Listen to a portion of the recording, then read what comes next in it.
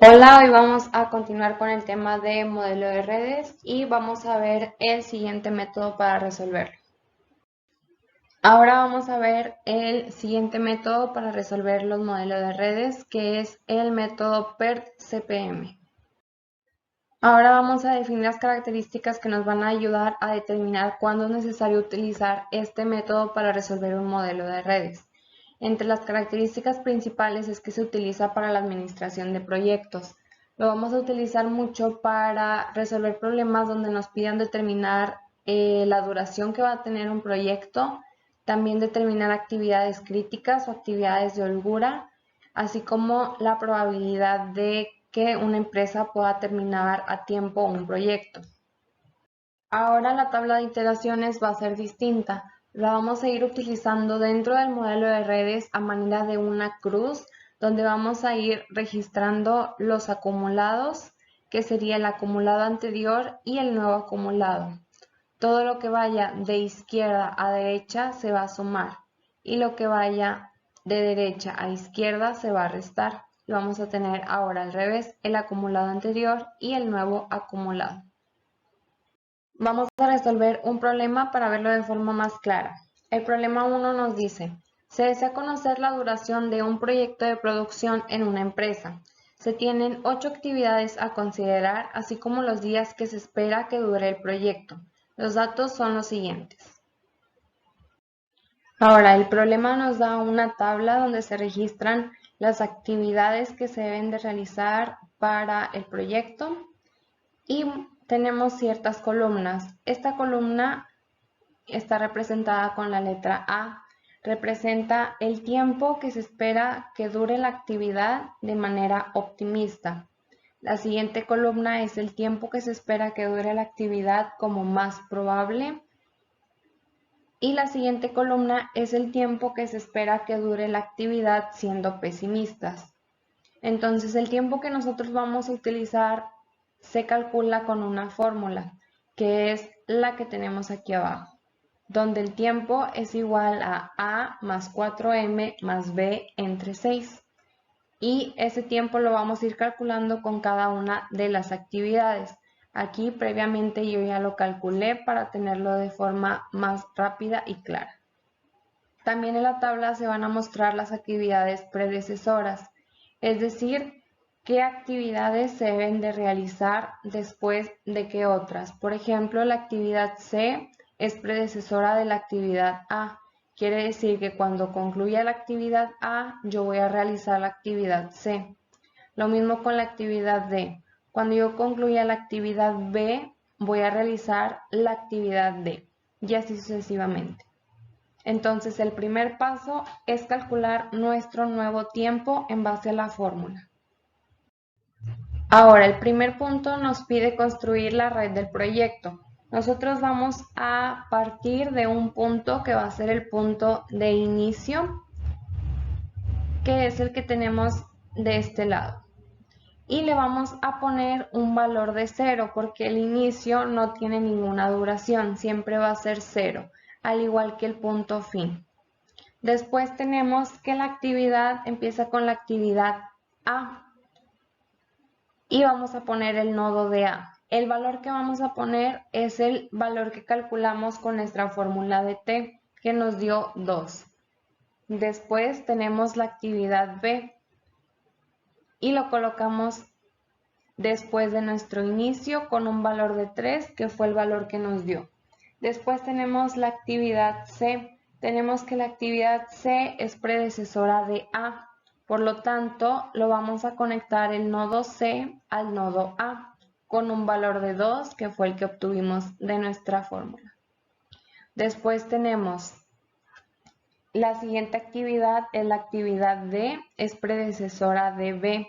Por lo tanto, la vamos a conectar con el nodo B y le vamos a poner un valor de 4, que fue el dato que salió de nuestra fórmula de T. Después tenemos el nodo E, que es predecesora de C. Por lo tanto, lo vamos a colocar conectado al nodo C con un valor de 4. Tenemos la actividad F, que también es predecesora de C, por lo tanto la conectamos con C con un valor de 3. Después tenemos la actividad G, que es predecesora de D y de E, por lo tanto la vamos a conectar al nodo E y al nodo D y le ponemos un valor de 5. Después tenemos la actividad H, que es predecesora de las actividades F y G. Por lo tanto, conectamos con el nodo F y con el nodo G y le ponemos el valor de la fórmula T, que nos dio un 2 para la actividad de H. Y ya con esto concluimos la red del proyecto llegando del punto o del nodo H al fin, que de nuevo le vamos a poner una duración de 0.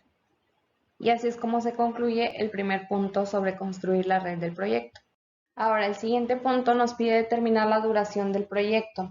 Para esto vamos a empezar a construir nuestras tablas de iteraciones, que las vamos a representar por medio de una cruz. El primer punto, nuestra primera tabla de iteración, siempre va a partir del punto de inicio. Y vamos a comenzar por llenar la parte de arriba. En la primera parte de la cruz vamos a colocar el acumulado anterior y después colocaremos el nuevo acumulado. En este caso, como es el punto de inicio, todavía no se realizan actividades, siempre va a ser 0 en ambos lados. Después tenemos la opción de ir del nodo de inicio a la actividad A o a la actividad B. En este caso vamos a agarrar el mayor, que sería la actividad B. Y de nuevo, ahora en el nodo B vamos a construir nuestra tabla de iteración a manera de cruz.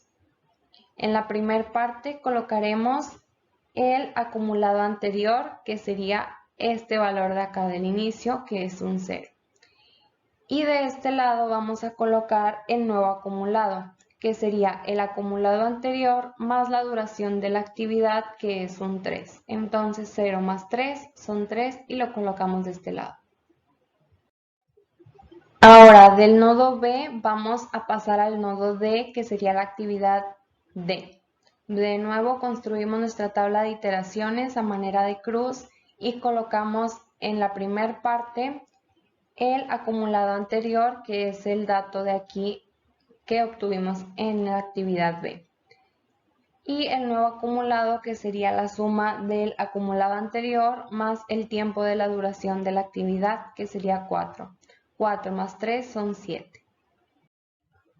Ahora nosotros del nodo D pasamos al nodo G, pero todavía no podemos determinar si el valor del D va a ser el que se va a pasar al nodo G, ya que también tenemos la conexión con el nodo E.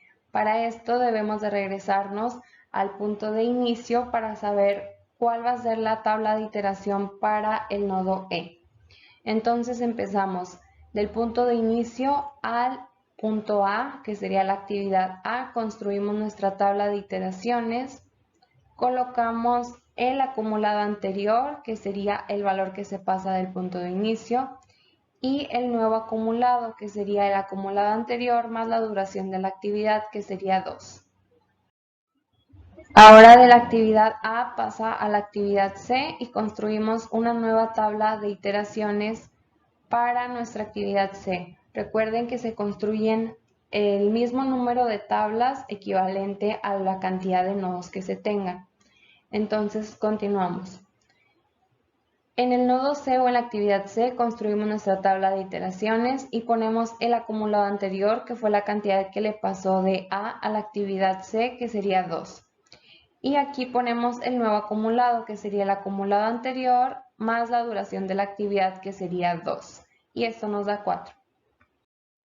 Ahora, del nodo C tenemos que va al nodo F y al nodo E. Entonces vamos a construir primero la tabla de iteración para el nodo F. Ponemos el acumulado anterior, que sería el 4, que se pasa del C al F. Y el nuevo acumulado, que sería el acumulado anterior más lo que dura la actividad F, que sería 7. Y después tenemos la iteración que va del nodo C al nodo E y construimos la cruz. Tenemos el acumulado anterior, que es la cantidad que se pasa de la C a la E, que son 4.